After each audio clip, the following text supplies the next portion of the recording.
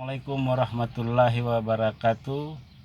Salam sejahtera buat kita sekalian. Puji syukur kehadirat Allah Subhanahu wa taala, Tuhan seru sekalian alam.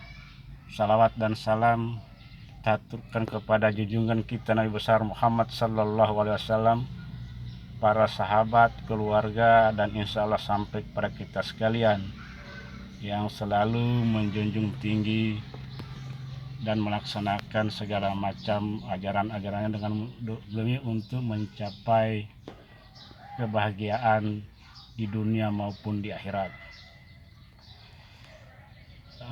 Merilis tentang apa yang menjadi kegaduhan konsep ceramah sejak 6 bulan yang lalu, maka saya terpanggil sebagai hamba Allah, sebagai manusia biasa. Hal-hal ini mungkin kita lihat bukan hal yang sepele, tapi setelah saya melihat, memahami ceramah-ceramah tersebut tentang jangan takut murtad, tentang hitungan-hitungan hadis, tentang yang lainnya yang menimbulkan adanya perbedaan paham, maka hal ini saya dapat menyimpulkan bahwa kalimat misalnya dari salah seorang penceramah ustadz yang menyatakan bahwa jangan takut murtad dong. Ini kalau kita pahami secara mendalam, memang secara logika bisa mengatakan bahwa akan menimbulkan perbedaan paham. Karena kita sebagai muslim mengakui agama kita, akidah kita yang Allah sudah sempurnakan. Menurut saya sebagai muslim itu mungkin merasa terganggu. Oleh karenanya saya hanya memahami bahwa ucapan penceramah yang mengatakan jangan takut murtad dong, itu mungkin perlu diklarifikasi secara mendalam kepada penceramah yang bersangkutan. Kepada siapa ditujukan kalimat itu? Sebab kalau kita pahami secara biasa saja, demi untuk mempertahankan keutuhan kita sebagai muslim, ya perbedaan paham itu beda-beda saja, wajar-wajar saja. Kok yang ceramah masih manusia? Wajar dong kalau yang ceramah masih keliru menyampaikan maksud dan tujuannya, walaupun mungkin bukan itu tujuannya, tidak sepaham dengan apa yang kita persangkakan kepadanya. Saya secara pribadi memahami bahwa jangan takut murtad dong itu mungkin saja sumber motivasi daripada kita mempercayai hal-hal yang kita tidak tahu kebenarannya. Sementara agama kita tahu, begitu kita mengucapkan la ilaha illallah, yakin dan benar bahwa agama kita yang benar. Oleh karenanya kalimat tadi itu hanya merupakan hal yang perlu kita pikirkan lagi sebelum kita mengambil kesimpulan. Saya mengatakan bahwa agama saya benar, saya yakini dan benar menurut saya. Untuk apa saya murtad? Oleh karenanya kita memahami begitu banyak ustadz-ustadz yang memberikan pencerahan-pencerahan masalah mencari ilmu ketuhanan, tarekat, hakikat, ma'rifat. Itu kuncinya kembali kepada diri kita sendiri. Seberapa jauh kita memahami dan seberapa jauh kita yakin, hakul yakin kepada agama yang kita anut. Oleh karenanya, daripada dalam persepsi penggunaan public speaking, kalimat-kalimat, ya saya sarankan lebih bagus kita lebih mengarah kepada yang terterimalah. Kepada siapa kita harus bicara, kepada siapa kita harus analisis peserta yang ada, yang kita berikan wejangan, yang kita berikan kajian. Karena yang dijaga jangan sampai begini. Yang kedua, bahwa di kalimat jangan takut murtad dong, itu mungkin terselip apa maknanya itu. Saya lebih penting mengambil maknanya daripada menyalahkan kalimatnya. Itu urusan yang ceramah. Tetapi urusan saya bagaimana mengambil maknanya. Bagi saya itu motivasi bahwa kita tidak perlu murtad karena agama kita sudah disempurnakan Allah. Ya, pada hari ini kusempurnakan agamamu. Saya bukan orang yang tahu, bukan kiai, bukan apa.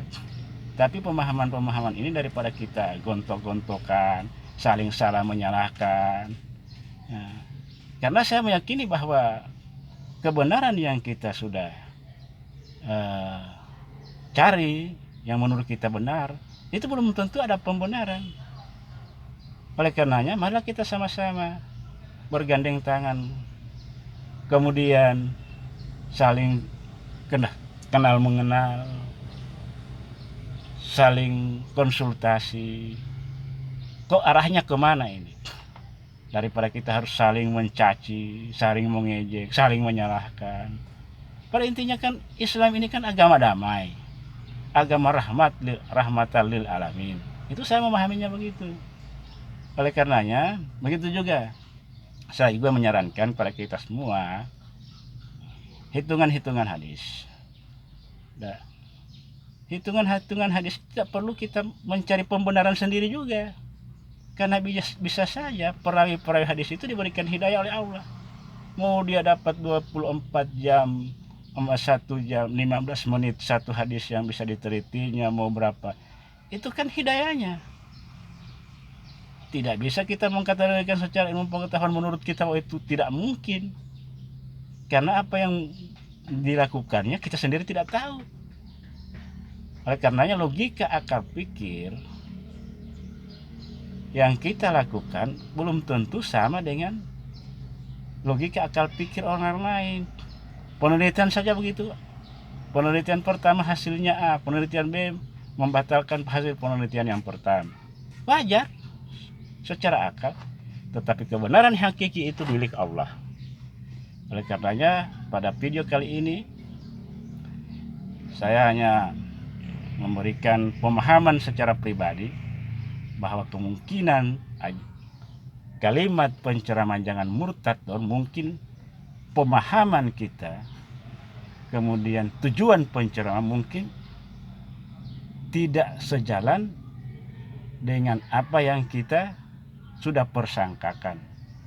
Secara pribadi, kalimat jangan murtad dong dari salah seorang penceramah, kalau saya memahami secara pribadi itu merupakan sumber motivasi bahwa saya meyakini benar, meyakini betul apa kebenaran agama yang saya sudah anut. Kalau sudah begitu, kalimat tadi tidak berfungsi. Tidak berfungsi. Oleh karenanya kan agama kan milik kita. Karena Bapak Ibu sekalian, mungkin ini hal yang dapat saya sampaikan, insya Allah bisa bermanfaat.